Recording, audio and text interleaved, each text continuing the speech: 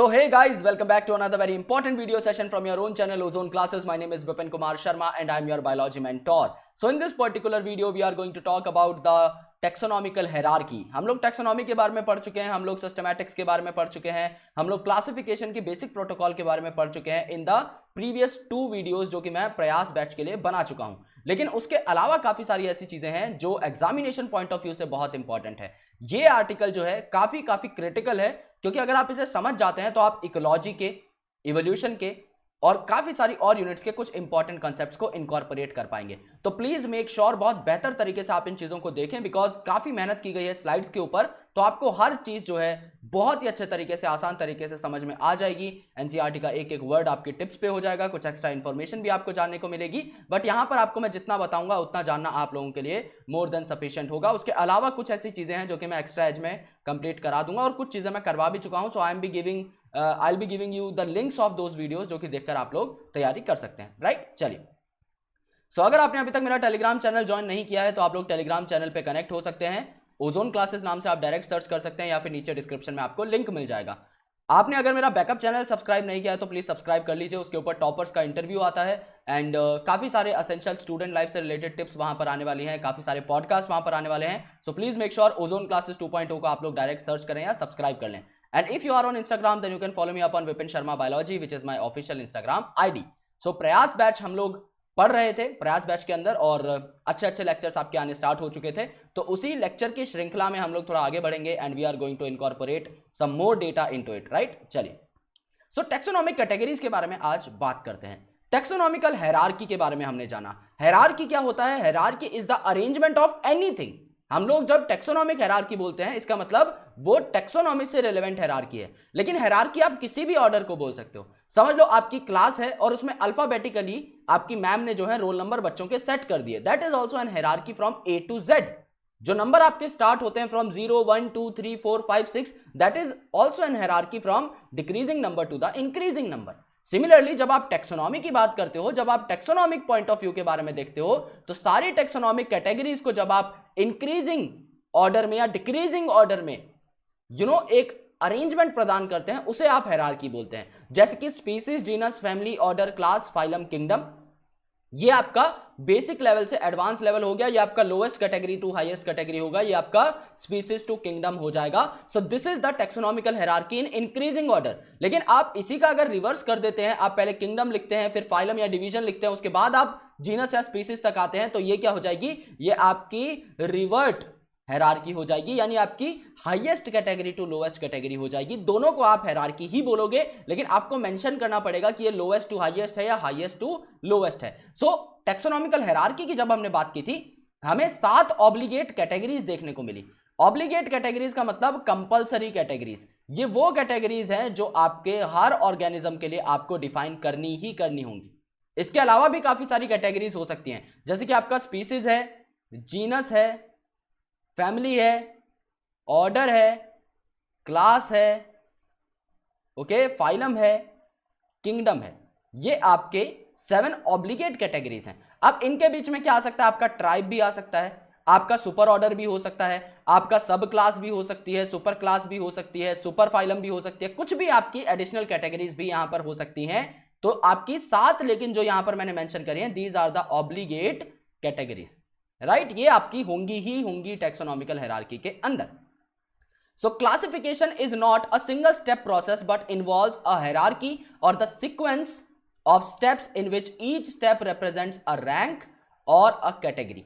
कहने का क्या मतलब हुआ कि आपका जो टेक्सोनॉमिकल हायरार्की है, आपको उसको पूरी तरीके से फिल करना होता है। समझ लो आपने एक इंडिविजुअल जो है आइडेंटिफाई किया, आपको सबसे पहले उसकी किंगडम बतानी होगी कि ये एनिमल है या प्लांट, फिर आपको उसके हिसाब से उसकी फाइलम बतानी होगी, डिवीजन बतानी होगी, फिर क्लास, फिर ऑर्डर, फिर फैमिली, फिर जीनस, फिर स्पीसीज, तब जाके आपकी क्लासिफिकेशन पूरी होगी। यानी classification is not a single step process कि हाँ भाई उसको किंगडम में प्लेस कर दिया, हाँ भाई पूंछ दिखाई दे रही है, हिल रहा है बंदा, तो आपका एनिमल है, चलो क्लासिफिकेशन खत्म। It is not that easy. It is containing the hierarchy of step. आपको हर रैंक के अंदर उसे फिल करना पड़ता है, हर कैटेगरी का आपको वहां पर ब्यौरा देना पड़ता है कि हाँ इसकी किंगडम कौन सी है, फाइलम कौन सी है, क्लास कौन सी है, फैमिली कौन सी है, आपको सारा जस्टिफिकेशन देना पड़ेगा। सो इस हायरार्की के अंदर जो मल्टीपल स्टेप्स होते हैं जो मैंने यहां पर बनाए हैं, दीज आर 7 ऑब्लिगेट स्टेप्स, इसके अलावा और भी स्टेप्स होते हैं, ये सारे जो है आपके रैंक कहलाते हैं या आपकी कैटेगरी कहलाते हैं। इसे आप ग्रुप भी बोल सकते हो, इसे आप टेक्सा भी बोल सकते हो, क्योंकि हम टेक्सोनॉमी की बात कर रहे हैं तो हर रैंक आपकी टेक्सा भी कहलाती है, यह हम ऑलरेडी बात कर चुके हैं। So there are 5 different terms for the single thing. आप इसे टेक्सा भी बोल सकते हो, आप इसे रैंक भी बोल सकते हो, आप इसे कैटेगरी भी बोल सकते हो, आप इसे ग्रुप भी बोल सकते हो, आप इसे यूनिट ऑफ क्लासिफिकेशन भी बोल सकते हो।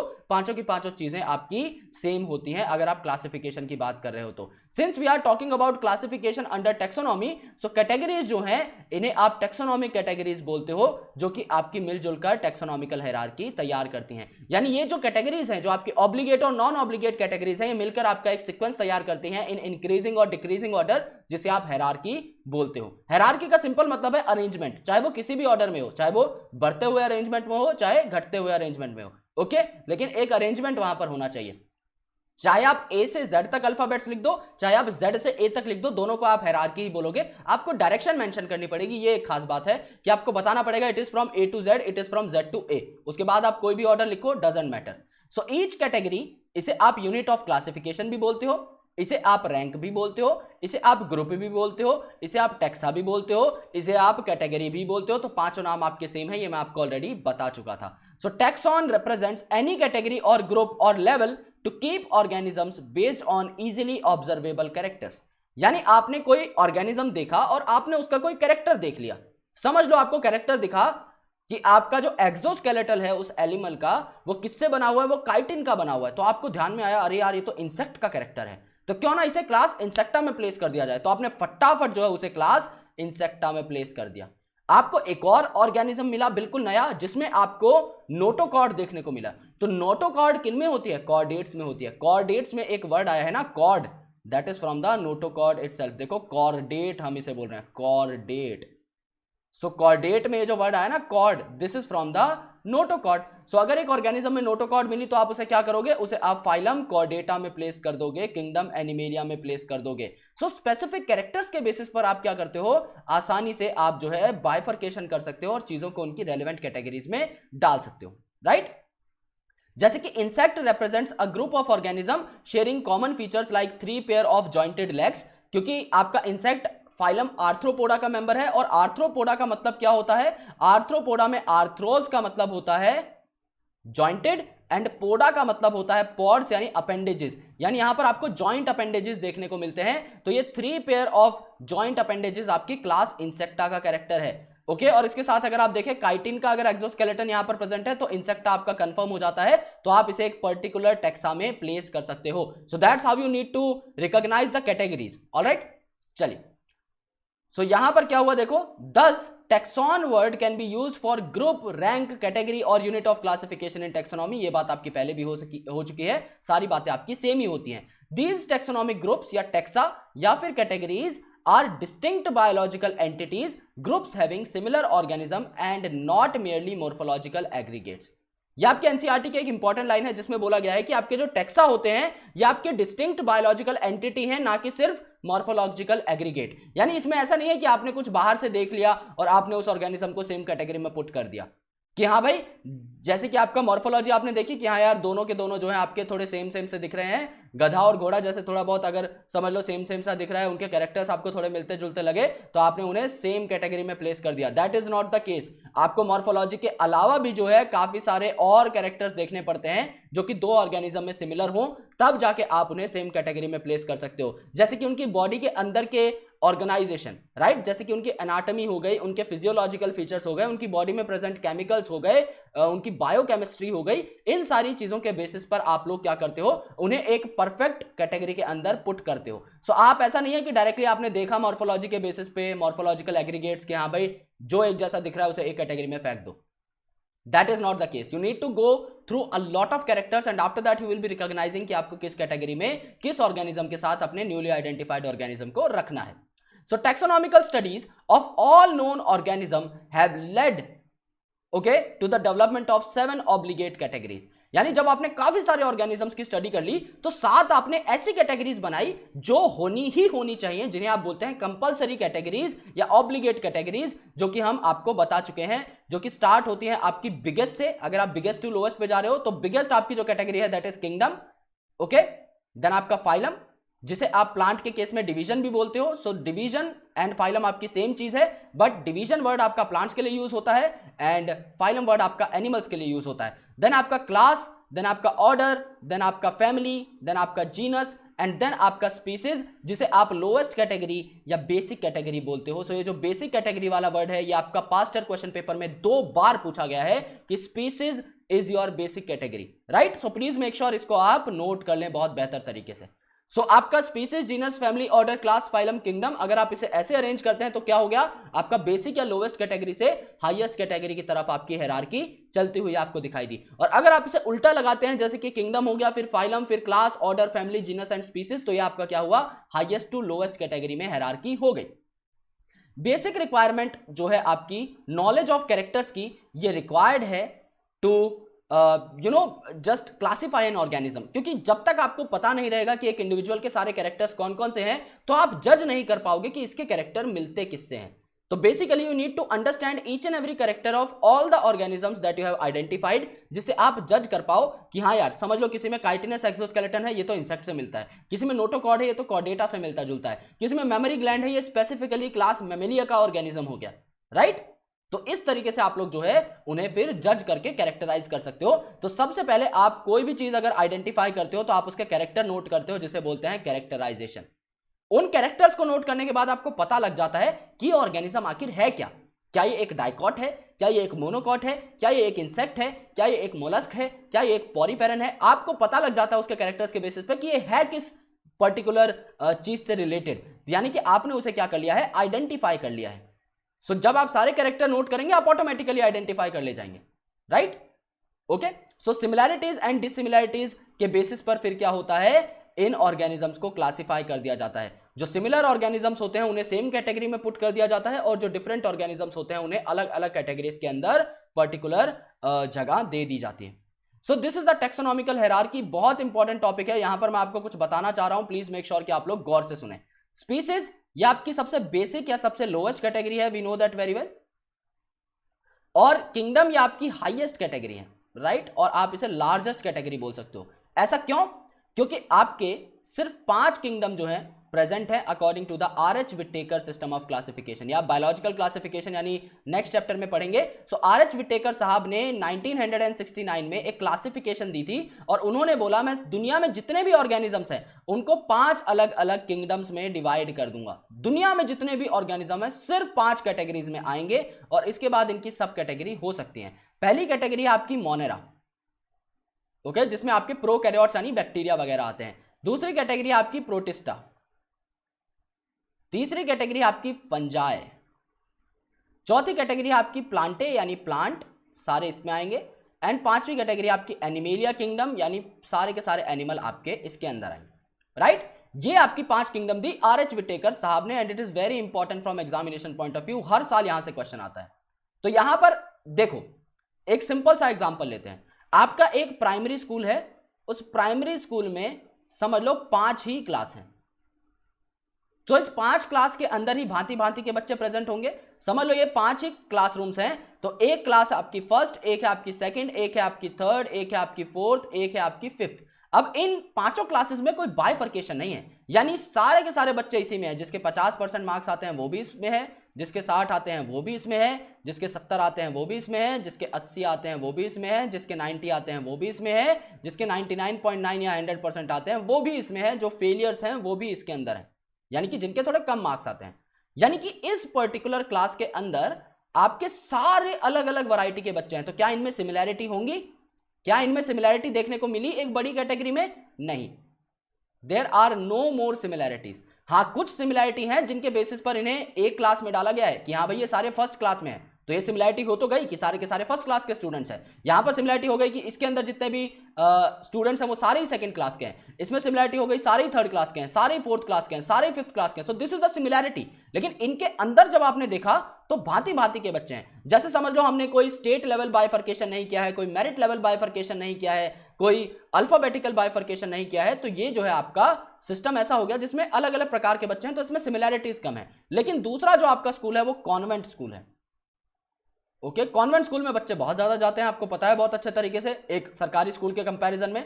तो यहां पर क्या हुआ, आपकी जो 5 क्लासेस थी, इन 5 क्लासेस में 10-10 सेक्शंस हैं, 10-10 सेक्शंस हैं और अलग अलग बेसिस पे सेक्शन बने हुए हैं, राइट। यहां पे 10 सेक्शन में क्या बोला, जिनका नाम ए और बी से है वो सेक्शन ए में, फिर आपका सी डी ई से जिनके नाम है सेक्शन बी में, एफ जी एच और आगे जितने भी आते हैं उस हिसाब से इन्हें क्या किया, 10 अलग अलग सेक्शन में डिवाइड किया। तो अब यहां पर क्या हुआ, आपकी मोर सिमिलैरिटीज है बच्चों में, या फिर समझ लो 10 सेक्शन में कैसे डिवाइड किया, जिनकी 0 से 10% मार्क्स आते हैं वो ए में, 10 to 20% आते हैं बी में, 20 to 30% आते हैं सी में, 30 to 40% आते हैं डी में एंड 90 to 100 आते हैं वो आपके अगले सेक्शन में। तो यहां पर क्या हुआ, यहां पर सिमिलैरिटीज आपकी छोटी कैटेगरीज में ज्यादा हुई। अब जो आप और ज्यादा सेक्शन देखोगे तो अब आप इसमें से 10 में से एक सेक्शन उठा लो, समझ लो आपने सेक्शन ए उठा लिया, तो ए सेक्शन में क्या हुआ, ए सेक्शन में आपको सिमिलर तरीके के बच्चे देखने को मिले जिनका माइंडसेट लगभग हो सकता है एक जैसा हो, तो इनमें आपको सिमिलर मार्क्स के बेसिस पर बच्चे जो है देखने को मिल गए। तो यहां पर सिमिलैरिटीज छोटी कैटेगरी में बढ़ी, लेकिन जब आपकी कोई बड़ी कैटेगरी होती है तो उसमें काफी सारे ऑर्गेनिज्म होते हैं तो उसमें सिमिलैरिटीज घट जाती हैं। समझ लो एक किंगडम का मैं एग्जांपल लेता हूं, किंगडम का एग्जांपल ले लिया मैंने एनिमेलिया, ओके, एनिमेलिया यानी अपनी एनिमल किंगडम। अब एनिमल किंगडम में आपके पॉरीफेरा भी हैं, सीलेंट्रेटा भी हैं, टीनोफोरा भी हैं, प्लेटीहेलमिंथस भी हैं, एस्केलमिंथस भी हैं, एनालिडा भी हैं, आर्थ्रोपोडा भी हैं, मोलस्का भी हैं, इकाइनोडर्मेटा भी हैं, हेमिकॉर्डेटा भी हैं, कॉर्डेटा भी हैं, फिर कॉर्डेटा के अंदर आपका मैमल भी है, पाइसिस भी है, साइक्लोस्टोम्स भी हैं, काफी सारे ऑर्गेनिजम्स आपके एनिमल के अंदर देखने को मिलते हैं। तो एक बड़ी किंगडम जिसमें सारे ही हैं, क्या उनमें सिमिलैरिटीज होंगी? हाँ, उनमें फंडामेंटल सिमिलैरिटीज जरूर होंगी कुछ कैरेक्टर्स में, लेकिन ओवरऑल अगर आप देखोगे एक स्पंज जिससे तुम लोग नहाते हो और तुम दोनों एनिमल से बिलोंग करते हो, तो क्या तुम दोनों सेम हो गए? ऑब्वियसली नहीं, आप दोनों में बहुत डिफरेंस है। लेकिन अगर आप चले जाओगे एक पर्टिकुलर लोअर कैटेगरी में, समझ लो आप फैमिली में चले गए, तो आप में और बाकी मैमल्स में मैमरी ग्लैंड मिलते हैं तो सिमिलैरिटी बढ़ गई। फिर आप जीनस की तरफ जाओगे तो एक जीनस के जो ऑर्गेनिजम्स होते हैं उनमें सिमिलैरिटीज और बढ़ी, और एक स्पीसीज के सारे ऑर्गेनिजम्स में तो फंडामेंटल सिमिलैरिटीज तक होती हैं, यानी वो मॉर्फोलॉजिकली एक दूसरे के बिल्कुल अलाइक होते हैं, उनके अंदर की फिजियोलॉजी, उनके अंदर की बायोकेमिकल रिएक्शन सारी की सारी एग्जैक्टली 100% सिमिलर होती हैं। तो एक स्पीसीज के जो मेंबर्स होते हैं, जैसे कि हम हैं ह्यूमंस, तो अगर आप दुनिया के किसी और ह्यूमन को भी देखोगे वो भी आपकी तरह ही दिखेगा, उसके भी हाथ पैर वैसे ही होंगे, उसकी भी आंखें वैसी होंगी, उसकी भी जबान वैसी होगी, तो आपको सारे सिमिलर फंडामेंटल कैरेक्टर्स आपको अपनी स्पीसीज के किसी और इंडिविजुअल में देखने को मिल सकते हैं। सो बेसिक सिमिलैरिटी शेयर करता है एक स्पीसीज का, एक स्पीसीज के अंदर प्रेजेंट होने वाले ऑर्गेनिज्म। सो एक स्पीसीज में जो ऑर्गेनिज्म एक स्पीसीज में बिलोंग करते हैं, जो सेम स्पीसीज से हैं, इनमें हायर सिमिलैरिटीज देखने को मिलते हैं, क्योंकि स्पीसीज का मतलब ही क्या है, ऐसे ऑर्गेनिज्म, स्पीसीज में आपके वो ऑर्गेनिजम्स आते हैं जो आपस में ब्रीड कर सकें और एक फर्टाइल ऑफस्प्रिंग बना सकें। ये मैंने आपको बायोलॉजिकल कंसेप्ट ऑफ स्पीसीज जो कि अर्नेस्ट मेयर साहब ने दिया था उसमें बता दिया था in the first lecture of प्रयास बैच। तो इनमें हायर सिमिलैरिटीज होती हैं तो लोअर डिससिमिलैरिटीज होती हैं, इनमें डिससिमिलैरिटीज कम है, सिमिलैरिटीज ज्यादा है। तो बिल्कुल उल्टा केस होगा, यहां पर सिमिलैरिटीज आपकी थोड़ी कम होती चली जाएंगी, यहां पर सिमिलैरिटीज और कम हो जाएंगी और कम हो जाएंगी और कम हो जाएंगी और कम हो जाएंगी। यहां पर एनिमल किंगडम में आके या फिर किंगडम लेवल पे आके सिमिलैरिटीज आपकी हो जाएंगी कम और डिससिमिलैरिटीज आपकी ज्यादा हो जाएंगी, क्योंकि ये तो एक बड़ा ग्रैंड कैटेगरी है भाई, इस ग्रैंड कैटेगरी में तो सब है, राइट। सो इस हिसाब से जो है आपको देखने को मिला कि जितनी बड़ी कैटेगरी उतनी ज्यादा डिससिमिलैरिटीज और जितनी छोटी कैटेगरीज उतनी ज्यादा सिमिलैरिटी। इस पे आपका क्वेश्चन बनता है। एनसीईआरटी का एक पूरा का पूरा आर्टिकल है इसके बारे में जो कि हम आगे पढ़ने वाले हैं, वो हमारे आर्टिकल में भी लिखा हुआ है, लेकिन मैंने सोचा कि मैं आपको पहले बता दूं जिससे आप चीजों को बेटर तरीके से कंसेप्चुअलाइज कर पाएं। And it is gonna be very important for you guys as well to take this into consideration, because बहुत बहुत जरूरी है आप लोगों के लिए सब समझना, राइट। चलिए, so now let's talk about each and every taxonomical category in detail. So we are going to start from the very basic category. हम लोग species से start करेंगे और हम लोग kingdom तक पहुंचेंगे, और उसके बाद आपके NCERT में एक टेबल दिया हुआ है, that is टेबल नंबर 1.1, उसको हम लोग डेसिफर करने की कोशिश करेंगे। So the very first taxonomic category is the most basic one, या फिर आप इसे lowest category भी बोलते हो, इसका नाम है species। तो एक species के जितने भी individuals होते हैं उनमें fundamental similarities होती हैं, जैसे कि मेरी बॉडी का जो मेटाबॉलिज्म है वो किसी भी और ह्यूमन बीइंग के मेटाबॉलिज्म से 100% सेम होगा। मेरी बॉडी की जो फिजियोलॉजिकल कंडीशंस है, मेरी बॉडी में जिस पोजीशन पर आपका स्टमक प्रेजेंट है, किसी और ह्यूमन बीइंग में भी सेम पोजीशन पर ही आपका स्टमक प्रेजेंट होगा। मेरी बॉडी में जितने क्रेनियल नर्व्स हैं किसी और ह्यूमन बीइंग में भी same number of cranial nerves होंगे, उनका अरेंजमेंट जो है आपका सेम होगा, सेम नर्व सेम जगह से आपका सिग्नल लेकर आएगी, सेम जगह तक सिग्नल पहुंचाएगी। तो काफी सारे जो फंडामेंटल एस्पेक्ट्स होते हैं वो इनके अंदर सिमिलर होते हैं। सो अ ग्रुप ऑफ इंडिविजुअल यानी इंडिविजुअल्स का एक ग्रुप जिसमें फंडामेंटल सिमिलैरिटीज देखी जाती हैं, उन्हें आप सेम स्पीसीज के अंदर रखते हो। और according to your biological concept of species, Ernest Mayr साहब ने क्या कहा था कि सिर्फ एक स्पीसीज के दो इंडिविजुअल ही साथ में क्या कर सकते हैं, ब्रीड कर सकते हैं, और इसके बाद ही इनकी फर्टाइल ऑफस्प्रिंग बन पाएगी। यानी कि अगर वो फंडामेंटली सिमिलर है तभी वो ब्रीड कर पाएंगे, अदरवाइज वो ब्रीड नहीं कर पाएंगे। सो यहां पर आपकी फर्टाइल ऑफस्प्रिंग बनाने के लिए the individual needs to be having the fundamental similarities और the fundamental same characters, right. One can easily distinguish one species from the other closely related species based on distinct morphological differences। यानी समझ लीजिए आपको एक particular species को दूसरी species से different साबित करना है, तो आप अगर उनकी मॉर्फोलॉजी भी देख ले तो भी आप बता पाएंगे कि ये दोनों डिफरेंट स्पीसीज हैं, क्योंकि जो सेम स्पीसीज के मेंबर होंगे उनकी मॉर्फोलॉजी, उनके स्ट्रक्चर्स, ओके, और उनका अरेंजमेंट एग्जैक्टली सेम होगा। लेकिन जो दूसरी स्पीसीज होगी उसमें थोड़े बहुत वाइटल डिफरेंसेस आपको देखने को मिल सकते हैं। जैसे अगर आप चींटियों की ही बात करें तो हम बचपन में बोलते थे कि लाल चींटी जो होती है वो गंदी होती है, काली चींटी अच्छी होती है। सो लाल और काली दोनों हैं तो चींटियों की स्पीसीज ही, लेकिन इन दोनों में हम लोग डिफरेंशिएट कर सकते हैं। छोटी वाली चींटी, बड़ा वाला चींटा बचपन में सबने देखा होगा। सो that is also a differentiating character कि उनके साइज में डिफरेंस होता है और उनके बॉडी स्ट्रक्चर में भी आपको डिफरेंस देखने को मिलेगा। अगर आप उन्हें कभी क्लोजली देखोगे तो आपको पता लग जाता है कि दो स्पीसीज आपकी डिफरेंट कब है, जब उनमें मॉर्फोलॉजिकल डिफरेंसेस हैं, और अगर उनके सारे कैरेक्टर सेम है तो वो सेम स्पीसीज के इंडिविजुअल्स हो जाएंगे। इन मैंजीफेरा इंडिका यानी मैंगो, इन सोलेनम ट्यूबरोसम यानी आलू, and in Panthera leo that is lion. इसमें जो इंडिका नाम है, ट्यूबरोसम नाम है एंड जो लियो नाम है, यानी जो आपके एंड में आ रहे हैं जो मैंने यहां पर हाईलाइट किए हुए हैं, ये आपके क्या है, ये आपके स्पेसिफिक एपिथेट्स है, यानी ये आपकी स्पीसीज है। और इससे पहले जो वर्ड्स आ रहे हैं मैंगीफेरा, आपका सोलेनम और पैंथेरा, ये आपके जेनेरिक नेम यानी जीनस होते हैं। सो ईच जीनस में हैव वन स्पीसीज, यानी कुछ जीनस ऐसे होते हैं जिनमें सिर्फ सिंगल स्पीसीज होती है और कुछ जीनस ऐसे होते हैं जिनमें मोर देन वन स्पीसीज होती है। देखो यार, अगर आपको डेफिनेशन देखनी है इनकी तो डेफिनेशन में अभी क्लियर करता हुआ चलता हूं जिससे आपको आगे चल के कोई कंफ्यूजन ना हो। सो स्पीसीज जो रहती है इनमें फंडामेंटल सिमिलैरिटीज होती हैं, तो ये आपके सिमिलर ऑर्गेनिजम्स जो है ये आपको सेम कैटेगरी में प्लेस होते हुए दिखाई देते हैं, सिमिलर ऑर्गेनिजम्स। ये बात आपकी बिल्कुल करेक्ट हो गई, राइट। अब काफी सारी स्पीसीज मिलकर, काफी सारी सिमिलर और रिलेटेड स्पीसीज मिलकर क्या बनाती हैं, आपका एक जीनस बनाती हैं। यानी एक जीनस के अंदर एक स्पीसीज भी हो सकती है, उससे ज्यादा भी हो सकती है। फिर काफी सारे जो रिलेटेड जीनस होते हैं ये एक बड़ी कैटेगरी में जाते हैं, तो ये एक फैमिली के पार्ट हो जाते हैं। फिर काफी सारी फैमिलीज आपकी एक ऑर्डर की पार्ट हो जाती हैं, okay.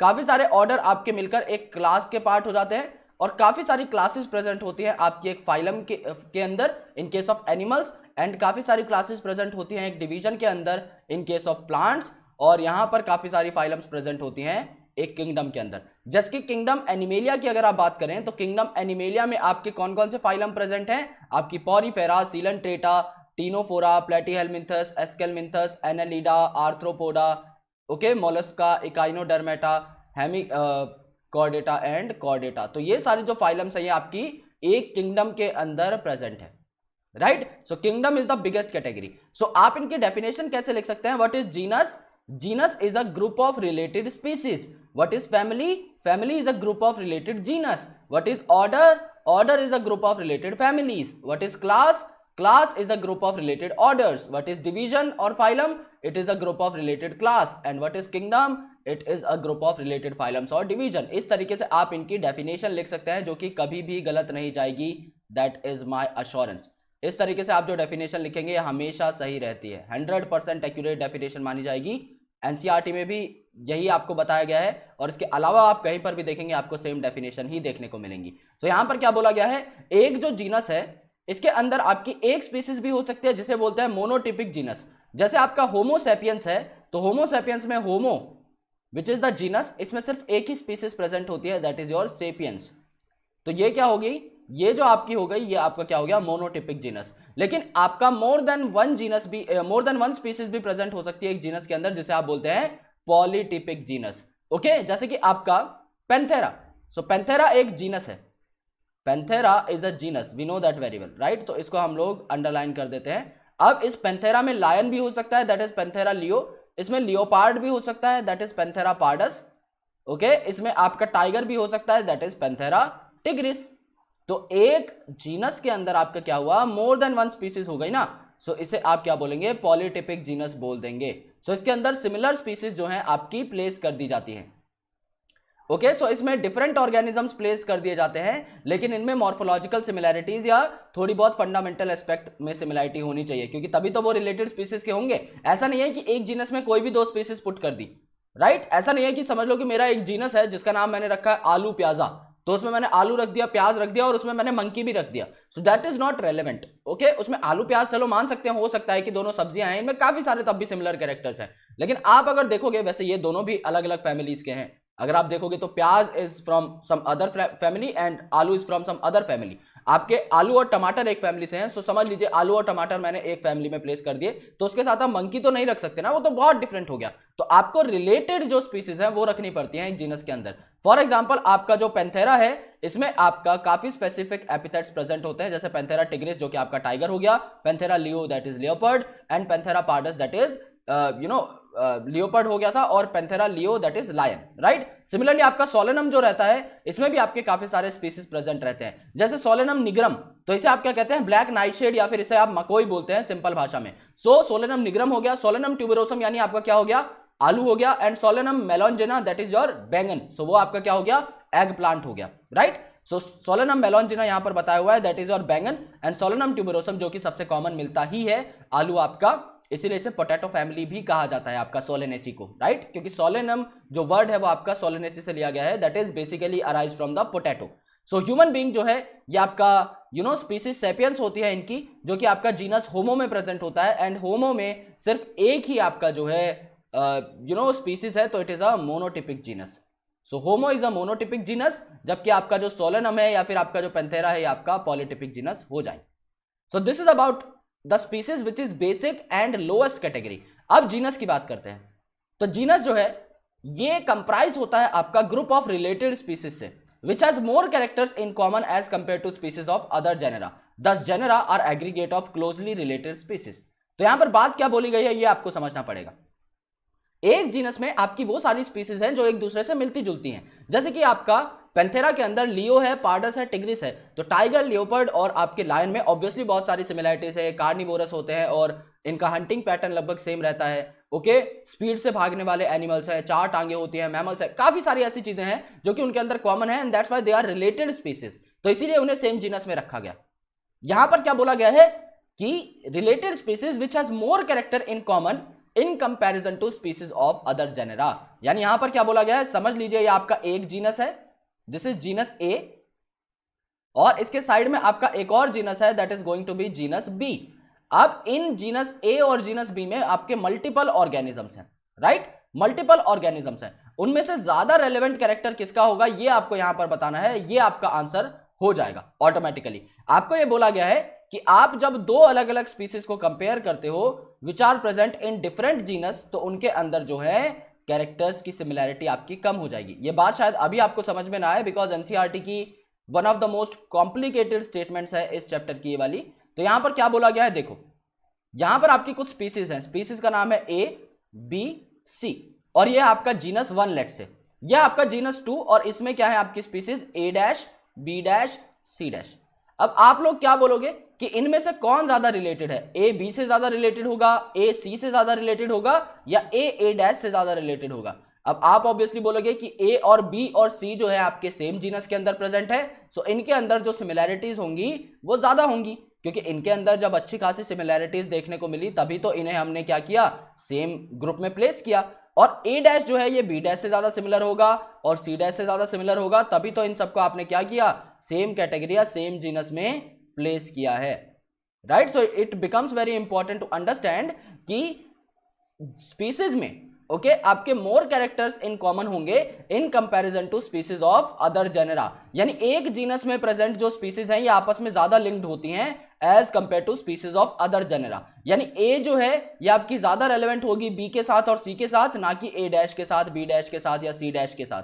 And reverse thing is also correct कि आपका ए डैश जो है ये बी डैश के साथ ज्यादा सिमिलरिटी शो करेगा एंड सी डैश के साथ भी, लेकिन ऐसा नहीं है कि ए जो है आपका यानी ए डैश जो है ये आपका ए के साथ सिमिलरिटी शो कर दे, that is really not possible.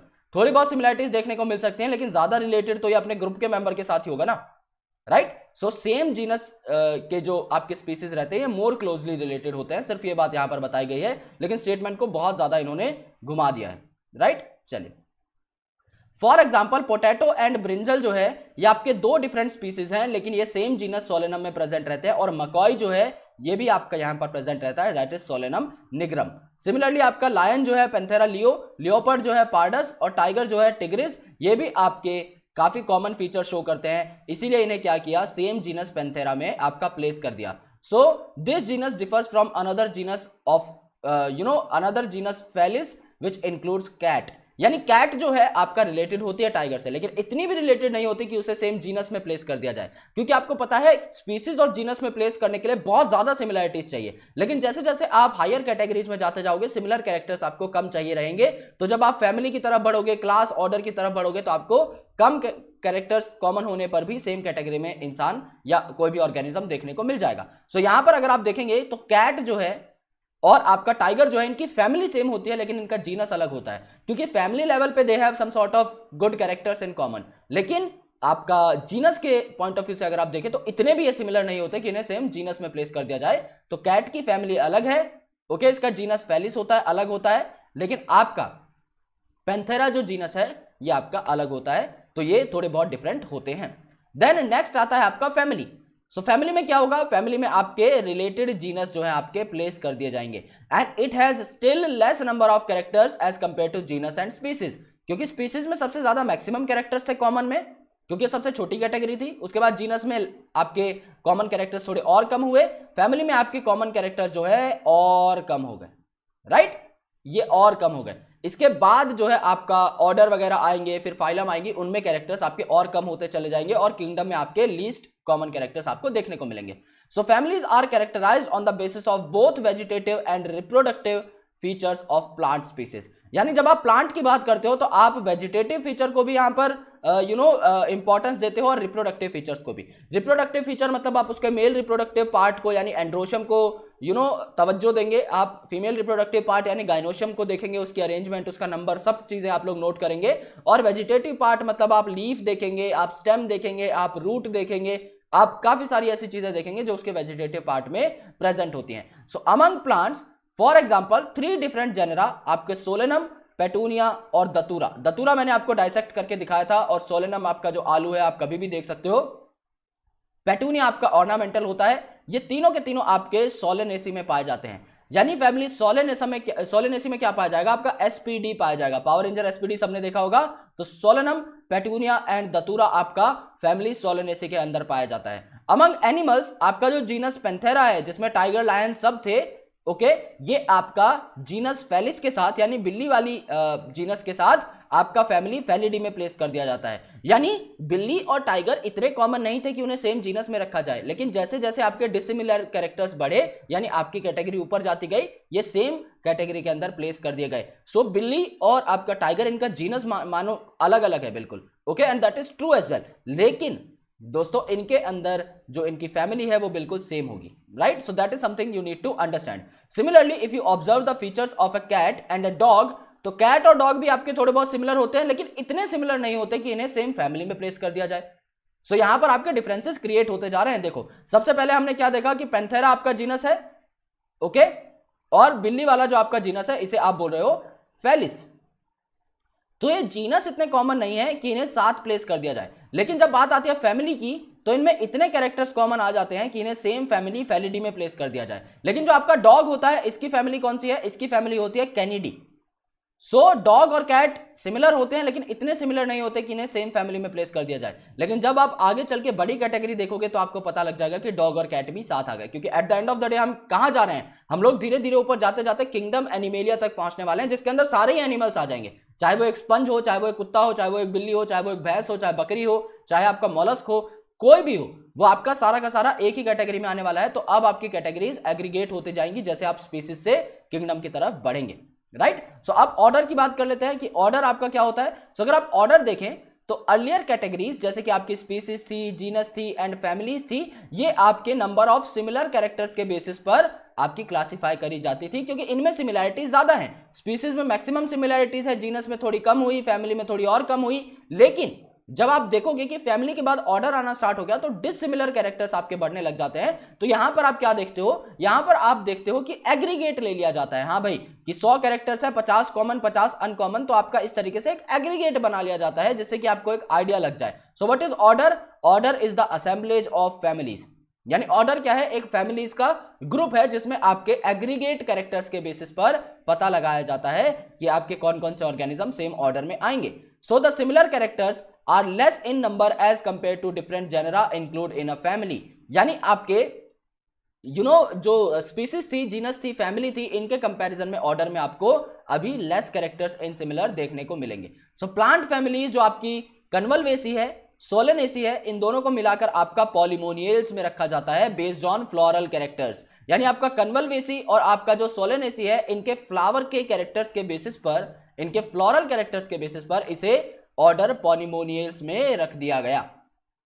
Similarly आपका जो ऑर्डर कार्निवोरा है, इसके अंदर कौन कौन आ जाएगा? आपका फेलिडी आ जाएगी एंड कैनिडी आ जाएगी। यानी आपका जो टाइगर और बिल्ली की फैमिली थी फेलिडी, ये यहां पर आ गई। इसके साथ आपकी डॉग की जो फैमिली थी कैनिडी, वो भी यहां पर आ गई। सो कार्निवोरा में देखो आप लोग कि आपके कुत्ते और बिल्ली की जो फैमिली थी वो अलग अलग थी, लेकिन आप देखेंगे कि ऑर्डर में ये दोनों सेम कैटेगरी में प्लेस कर दिए गए हैं, क्योंकि ऊपर जाते टाइम डिसिमिलर कैरेक्टर्स बढ़ रहे हैं, तो कम भी कैरेक्टर अगर कॉमन होंगे तो भी आपका सेम कैटेगरी में इन्हें प्लेस कर दिया जाएगा। पॉलीमोनियल्स की अगर आप बात देखें, सो पॉलीमोनियल्स में आपका कौन है?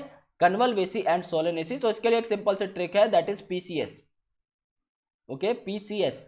ओके, आईएएस का जब एग्जाम होता है, that is civil services examination, तो उसमें एक पोस्ट होती है आईएएस और आईपीएस के बाद, दैट इज पीसीएस।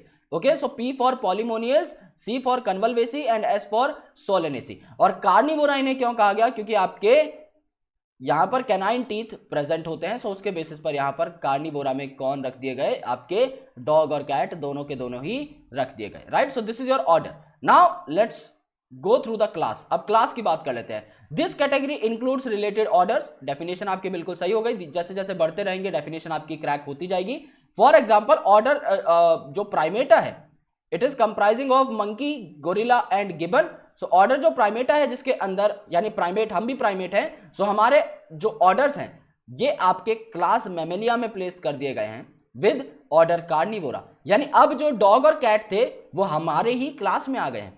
तो अभी देखो, अभी सिमिलैरिटीज इतनी कम हो चुकी हैं कि डॉग और कैट और हम लोग सेम क्लास के अंदर आ चुके हैं, क्योंकि क्लास का नाम क्या है? मैमेलिया। तो जितने भी आपके मैमल्स होंगे वो सारे आपके इसके अंदर आ जाएंगे, starting from your rat to a blue whale, सारे के सारे आपके क्लास मैमेलिया के अंदर आ जाएंगे। That includes animals like tiger, cat, dog, ये सारे आपके जितने भी मैमल्स होते हैं ये सारे आपके एक पर्टिकुलर क्लास के अंदर आ जाएंगे। और क्लास मैमेलिया में आपके अदर ऑर्डर्स भी देखने को मिलते हैं। ये दो सिर्फ एग्जांपल्स हैं, इनके अलावा काफी सारे और ऑर्डर्स होते हैं जिनमें छोटे छोटे से लेकर बड़े बड़े ऑर्गेनिजम्स आपको देखने को मिलते हैं। तो अब सिमिलर कैरेक्टर और कम हो गए, तो इतने कम हो गए कि हम और बिल्ली और शेर सारे एक क्लास में आ गए, राइट। सो ये प्राउड मोमेंट भी है कि तुम और शेर जो है सेम क्लास में आ गए, और यहां पर जो है डॉग और कैट और रैट तक भी देखने को मिलते हैं। सो दैट इज ऑल्सो समथिंग कि हम सब लोग एक क्लास के मेंबर हैं। देन फाइलम, जिसे आप डिवीजन भी बोलते हो। तो class comprising animals like fishes, amphibians, reptiles, birds along with mammals constitute the next higher category called as phylum। यानी यहां पर आपका जो फाइलम होता है इसके अंदर काफी सारी क्लासेस प्रेजेंट रहती हैं। ओके, जैसे कि आपका फाइलम कॉर्डेटा है, उसके अंदर काफी सारी क्लासेस रहती हैं। सो कॉर्डेटा के अंदर आपको मेनली परम देखने को मिलता है। अगर आप वर्टिब्रेट की बात करते हैं तो आपको यहां पर परम देखने को मिलता है। परम का मतलब पी फॉर पाइसेस, यानी कि आपकी fishes, okay, A for amphibians, R for your reptiles, A for Aves यानी आपके बर्ड्स, और एम फॉर मैमल्स, जो कि हमने लास्ट में क्लास पढ़ी थी जिसमें गिबन, गोरिल्ला सारे के सारे थे और ह्यूमन बींग्स भी थे। ये सारी की सारी क्लासेस मिलकर अब किस में आ चुकी हैं? एक फाइलम में आ चुकी हैं।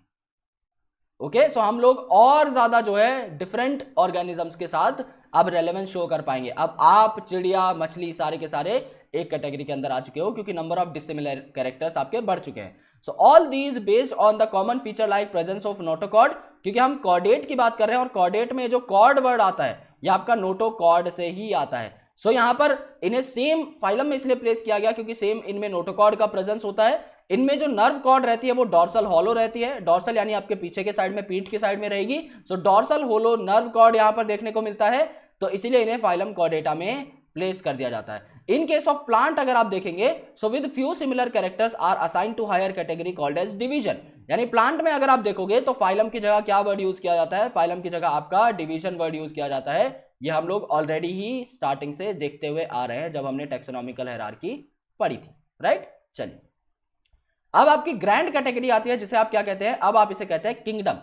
और आपकी आर.एच. विटेकर साहब के हिसाब से सिर्फ 5 ही किंगडम है पूरी दुनिया में, यानी इनमें तो काफी सारे डिफरेंट ऑर्गेनिजम्स देखने को मिलेंगे क्योंकि कुछ भी करके आपको उन्हें 5 कैटेगरी में फिट करना है। एंड स्टार्टिंग में हमने पढ़ लिया है लास्ट लेक्चर में कि 1.7 टू 1.8 मिलियन स्पीसीज आपकी आज तक आइडेंटिफाई हो चुकी है। So you know very well कि इतनी मिलियंस ऑफ स्पीसीज अगर यहां पर हैं तो ऑटोमेटिकली अगर आप उन्हें 5 ही कैटेगरीज में प्लेस करोगे तो एक एक कैटेगरी में आपके मिलियंस ऑफ ऑर्गेनिजम्स आ जाएंगे ऑटोमेटिकली।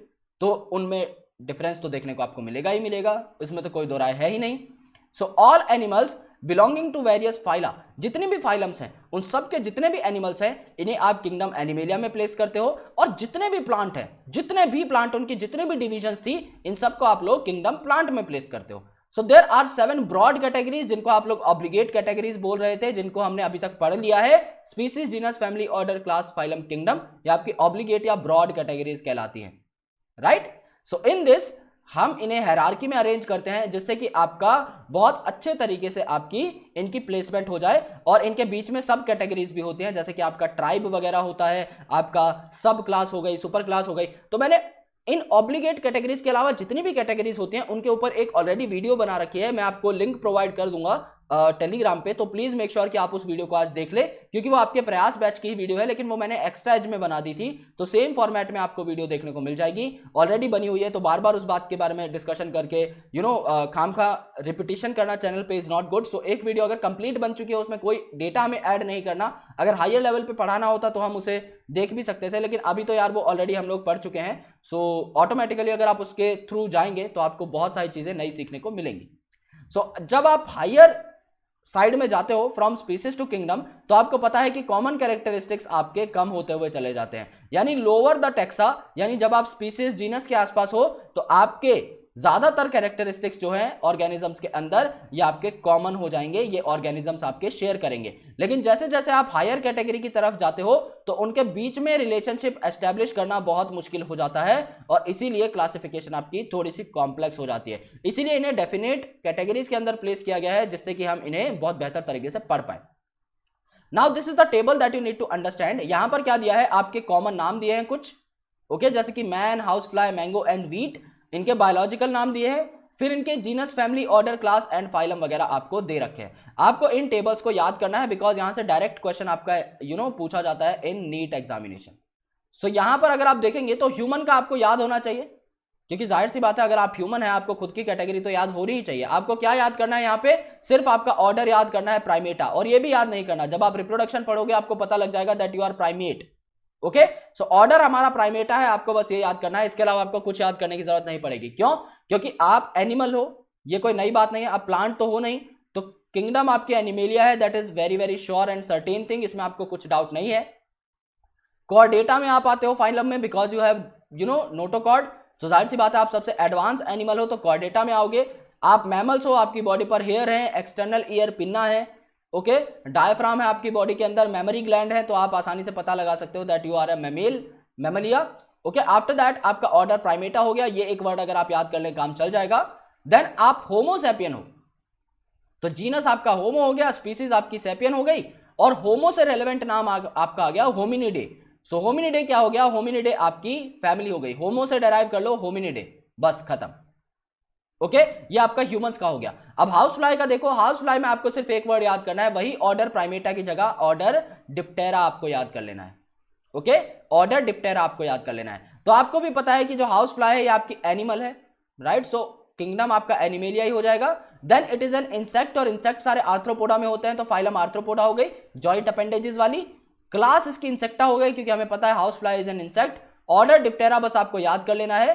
फैमिली इसकी मस्किडी हो गई, मस्किडी क्यों? क्योंकि इसका नाम होता है मस्का डोमेस्टिका। तो जैसे होमो से होमिनिडी बनी वैसे मस्का से आपकी मस्कीडी बन गई। तो ये भी आपको याद नहीं करना पड़ेगा, मस्कीडी दिखते ही आपके दिमाग में आ जाएगा that it is the family of house fly. तो दो चीजें आपको याद हो जाएंगी। देन अगर आप देखें तो यहां पर मैंगो के लिए मैंने एक ट्रिक बनाई थी that is pad Sammy. Pad Sammy कि मोहम्मद शमी जो है इन्होंने पैड पहना हुआ है आपका बैटिंग करने के लिए। ओके, बैटिंग पैड इन्होंने पहना हुआ है। तो इसमें अगर आप देखेंगे तो पी फॉर प्लांटे जो कि इनकी किंगडम हो गई। पी फॉर प्लांटे, हमें पता है यार मैंगो प्लांट है लेकिन तब भी हमने ऐड कर दिया। ए फॉर एंजियोस्पर्म यानी कि ये फ्लावरिंग प्लांट है तो एंजियोस्पर्म हो जाएंगे। ओके, डी फॉर आपका ये डाइकॉट है तो डाइकॉट हो जाएंगे। एस फॉर इनकी जो है आपकी ऑर्डर आ जाएगी Sapindales. Okay, A for your Anacardiaceae जो कि इनकी फैमिली है Anacardiaceae. Okay, and M I for Mangifera indica जो कि इनका साइंटिफिक नेम है। तो ये जीनस हो गई, ये स्पीसीज हो गई। सो पैड सेमी नाम से आप सारी चीजें याद कर सकते हो। इसको जस्ट जब आप अपोजिट कर दोगे तो आपका वीट का जो है काम निकल जाएगा। आपको सिर्फ ये याद करना है कि वीट जो है आप सुबह नाश्ते में खाने के काम में लेते हो आटा वगैरह से रोटी बनाकर। सो इसमें आपको पोहा वर्ड याद करना है बस एक सिर्फ। ओके, तो इसकी फैमिली जो है पोएसी हो जाएगी, ऑर्डर इसका पोहेल्स हो जाएगा। बस ये बात आपको याद करनी है। तो यहां पर देखो पैड सेमी में क्या हुआ आपकी प्लांटे। सो पी आपका यहां पर डन हो गया। A for angiosperm, D for dicot, S for Sapindales, A for Anacardiaceae and M I का मतलब है मैंजीफेरा इंडिका जो कि इनकी जीनस और स्पीसीज हो गई। अब क्या हुआ, इसका उल्टा कर दो। ओके, प्लांटे में तो देखो आपका वीट भी रहेगा, वीट भी आपका प्लांट है, वीट भी आपका फ्लावरिंग प्लांट है तो एंजियोस्पर्म में ही रहेगा। डाइकॉट की जगह मोनोकॉट कर दो यहां पर। सेपिनडेल्स की जगह पोहेल्स, मैंने आपको बताया पोहा वर्ड यहां पर याद रखना है तो इस पोहेल्स। एनाकार्डियेसी की जगह पोएसी, पोहा वर्ड दोबारा याद रखना है। एंड इसका साइंटिफिक नाम है ट्रिटिकम एस्टिवम। तो ट्रिटिकम आपका जीनस हो गया, एस्टिवम आपका क्या हो गया स्पीसीज हो गया। तो ये चीजें आपकी ऑटोमेटिकली आप लोग पता लगा ही लोगे फ्रॉम द नेम इटसेल्फ। सो ये टेबल आपको इस तरीके से याद करना होता है। आई थिंक मैंने इसको थोड़ा इजी बना दिया है, बट स्टिल अगर आप मुझे बोलेंगे तो मैं आपके लिए एक अलग से ट्रिक वीडियो बना दूंगा इसके ऊपर। Just let me know in the comment section. Alright, so this is your lecture number 3 of प्रयास बैच। इसके अलावा जो है आपका एक टेक्सोनॉमिकल हायरार्की की टर्म्स किसने दी, स्पीसीज टर्म किसने दी, जीनस किसने दी, फैमिली किसने दी, ऑर्डर किसने दी, क्लास किसने दी, इन टर्म्स के बारे में, टर्मिनोलॉजी के बारे में हम लोग जो है एक वीडियो जरूर तैयार करेंगे कल या फिर आज ही। और उस वीडियो के बाद हम लोग जो है अपना लास्ट लेक्चर पढ़ेंगे दैट इज टेक्सोनॉमिकल 8, जिसके बाद आपका लिविंग वर्ल्ड खत्म हो जाएगा। सो अपॉलॉजीज की वीडियो की स्पीड थोड़ी कम है, आई नो स्पीड थोड़ी कम है, बट मैं आपसे वादा करता हूं कि जब स्पीड पकड़ूंगा मैं तो बहुत भयंकर स्पीड पकड़ूंगा और आपका सिलेबस बहुत जल्दी खत्म हो जाएगा। क्योंकि हम लोग ऑल्टरनेटिवली सिलेबस करते जा रहे हैं। अगर आपने नोट की हो एक चीज की, एक्स्ट्रा एज में जो वीडियोस आई हैं वो सारी की सारी आपके सिलेबस की ही हैं। जैसे कि मैं बहुत डिटेल में पढ़ा चुका हूं आपको इन्फ्लोरेसेंस, अब मैं बहुत डिटेल में पढ़ाने वाला हूं फ्रूट। सो इन्फ्लोरेसेंस और फ्रूट आपके मॉर्फोलॉजी ऑफ फ्लावरिंग प्लांट के दो सबसे इंपॉर्टेंट टॉपिक्स हैं जो कि एक चैप्टर का 1/4 भाग है। यानी आपका 25% सिलेबस तो ऑटोमेटिकली कंप्लीट हो जाएगा उस चैप्टर का अगर हम इन दो वीडियोस को पढ़ लेते हैं, तो हमें वो बाद में नहीं बनानी पड़ेंगी। यानी ऑल्टरनेटिवली हमारे चैनल पे जो कंटेंट आ रहा है वो हमारे सिलेबस का ही है। मैं आपको बताता जाऊंगा आपको किस तरीके से पढ़ना है, तो आपका सिलेबस बहुत जल्दी कवर होगा क्योंकि चारों तरफ से हम सिलेबस को घेर कर मारने वाले हैं। लेकिन अभी क्योंकि मेरे भी एग्जाम्स आ चुके हैं and NEET 2020 is also quite close, so we are focusing more on that. So थोड़ा सा एक बार मेरे एग्जाम्स खत्म हो जाते हैं अगस्त के मिड तक, उसके बाद हम लोग अपनी स्पीड को बहुत ज्यादा बढ़ाएंगे और हम लोग कोशिश करेंगे कि 5 दिन जो है हम लोग फिर प्रयास बैच को देने लग जाएं और 2 दिन हम लोग बचे हुए नीट 2020 एस्पिरेंट्स के लिए डीपीपी वगैरह तैयार करें। Right, so thank you so much guys, lots of love and I will catch you in the next video. Please give me a suggestion in comment section कि आपको वीडियोस की duration क्या चाहिए। मैं सोच रहा था कि ड्यूरेशन जो है आपकी 30 मिनट के आसपास रखी जाए, लेकिन स्टिल अगर आप कोई सजेशन देंगे कि 1 घंटा होनी चाहिए, 15 मिनट, 20 मिनट होनी चाहिए, 25 मिनट होनी चाहिए, तो your suggestions are wholeheartedly welcome. आप प्लीज मुझे नीचे बता दीजिएगा। मैं टेलीग्राम पर एक पोस्ट भी कर दूंगा, उससे आपको पता लग जाएगा कि किस तरीके से आपकी जो है सारी चीजें होनी चाहिए। तो एक मैनेजेबल तरीके से हम लोग अपने सिलेबस को पूरा करने की कोशिश करेंगे। Right, thank you so much, lots of love and I will catch you in the next video. Thank you.